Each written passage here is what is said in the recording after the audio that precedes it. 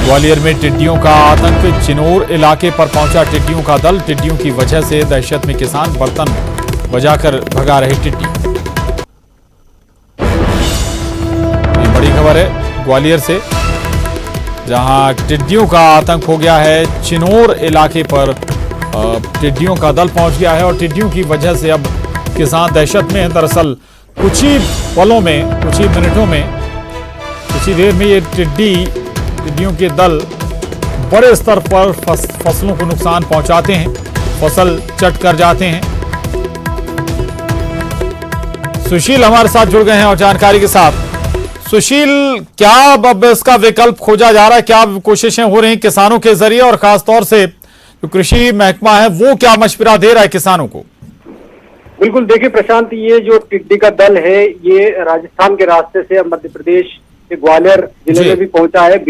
चिनोर इलाके में टिड्डी दल का जमावड़ा आज कल रात से ही लगा हुआ है, सुबह भी। और ज्यादातर इन दिनों खेतों में फसलें नहीं है, लेकिन जिन इलाकों में सब्जियां लगी हुई हैं उन सब्जियों को टिड्डी से भारी नुकसान हो रहा है। इस तरह किसानों के द्वारा यहाँ खबरें आ रही है।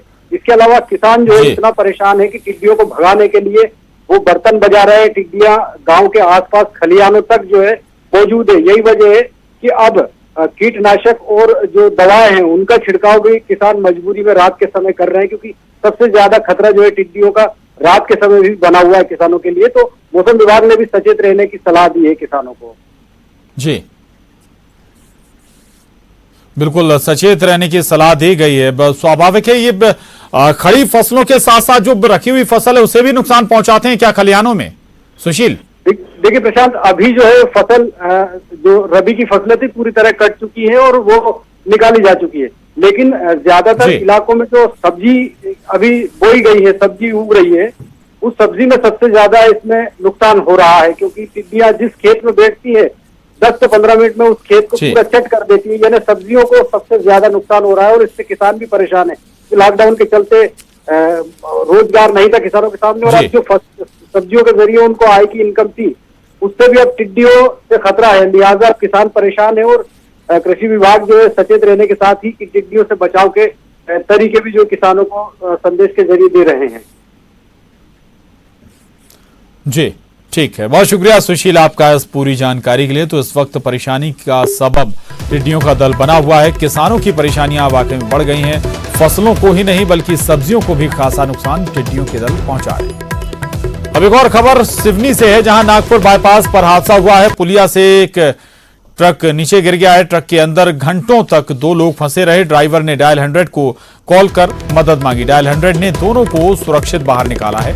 घायलों को अब अस्पताल पहुंचाया गया है, जहां उनका इलाज चल रहा है। तो सिवनी से ये बड़ी खबर है, जहां नागपुर बाईपास पर हादसा हो गया। पुलिया से एक ट्रक नीचे जा गिरा और ट्रक के अंदर काफी देर तक करीब 2 लोग फंसे रहे और ड्राइवर ने डायल 100 को कॉल कर मदद मांगी, तब जाकर डायल 100 ने दोनों को बाहर निकाला।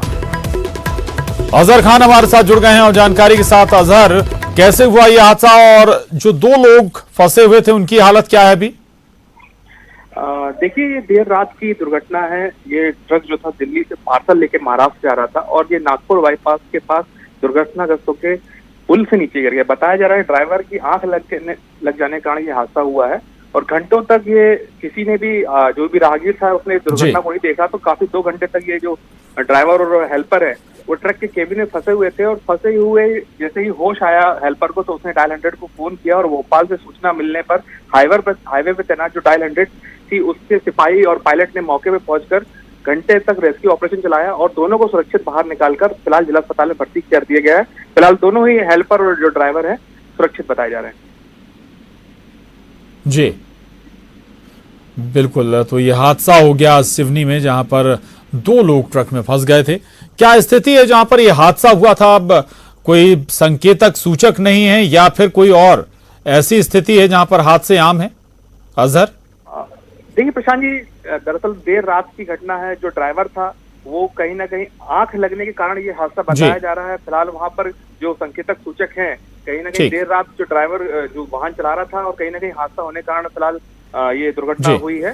फिलहाल दोनों सुरक्षित है, जो भी खतरे से बाहर हैं, दोनों का इलाज जिला अस्पताल में फिलहाल जारी है। ठीक। ठीक है, दोनों सुरक्षित हैं, दोनों को बाहर निकाल लिया गया। और जो वजह बताई जा रही है कि ड्राइवर को झपकी या फिर नींद आई, उसी के चलते यह हादसा हुआ। शुक्रिया अजहर आपका इस पूरी जानकारी के लिए। और एक और बड़ी खबर भोपाल से, सीएम शिवराज बीजेपी दफ्तर पहुंचे हैं। प्रदेश अध्यक्ष वीडी शर्मा और संगठन महामंत्री सुहास भगत से मुलाकात कर रहे हैं। बंद कमरे में बताया जा रहा है कि इन लोगों के बीच मुलाकात हो रही है। मंत्रिमंडल विस्तार को लेकर अटकलें तेज हो गई हैं। तो ये बड़ी खबर भोपाल से, मुख्यमंत्री शिवराज सिंह चौहान बीजेपी दफ्तर पहुंचे हैं और इस दौरान प्रदेश अध्यक्ष वीडी शर्मा साथ ही संगठन महामंत्री सुहास भगत से उनकी मुलाकात इस वक्त चल रही है। चर्चाएं चल रही हैं और चूंकि बंद कमरे में ये मुलाकात हो रही है, लेकिन ऐसे अंदेशा लगाया जा रहा है कि मंत्रिमंडल विस्तार को लेकर ये महत्वपूर्ण चर्चा हो सकती है। शरद हमारे साथ जुड़ गए हैं।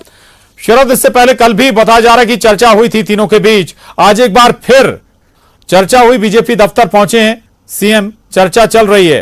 क्या संभावनाएं और क्या मसला वही मंत्रिमंडल विस्तार? हाँ बिल्कुल, देखिए प्रशांत, आपने सही कहा है। ये जो मुलाकातें चल रही हैं उन्हें सीधे तौर पर मंत्रिमंडल विस्तार की जो अटकलें हैं उनसे जोड़कर देखा जा रहा है।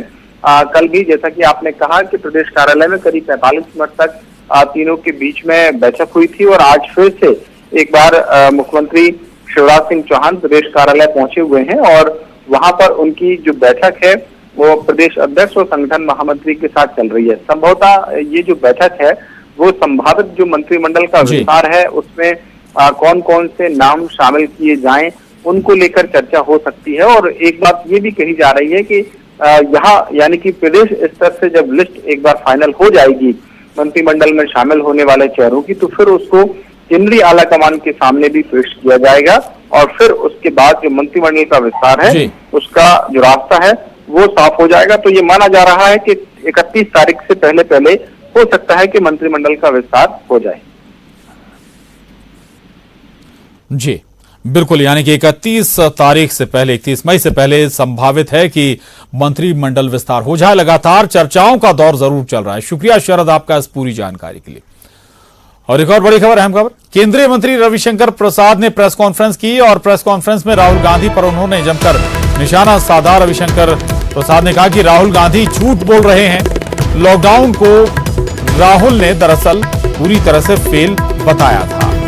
इसके बाद रविशंकर प्रसाद ने प्रेस कॉन्फ्रेंस की और राहुल गांधी को झूठा करार दे दिया है।